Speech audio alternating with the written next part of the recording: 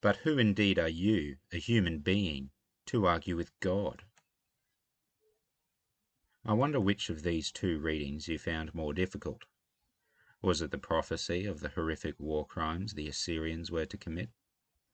Or was it the reminder that God gets to decide for himself what happens to every individual human being? There are many attributes of God we need to hold together in our mind at once when we sit in our prayer closet. God is loving, merciful, kind, just, and so on. There is one word that describes God really well, that holds all these other attributes within it. We recite it every time we gather at the Lord's table. Of all the things God is, the one thing God is the most is holy. Holy, holy, holy, the angels sing at the throne of God.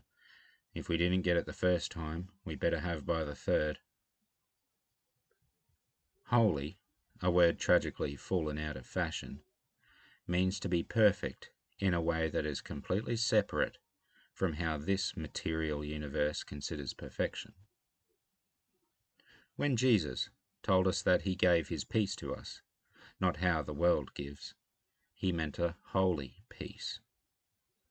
When the Apostle John wrote that God is love, he meant a holy love, utterly unlike anything we recognize in this fallen world.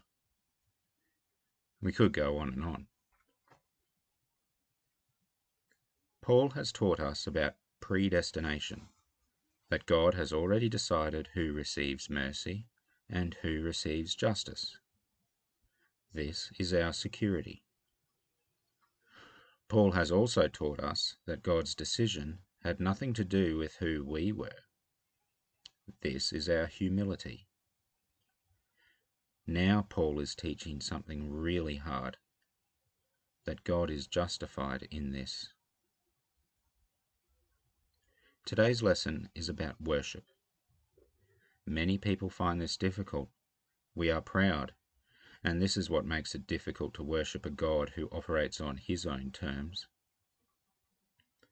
But what about a God who is magnificently powerful, completely perfect in goodness, unable to abide any sort of evil, even in its smallest form, so holy and also loving, that to bring people into this place of perfect holiness and love, he gave himself up in human flesh to die the way we should have, so that we could be where he is?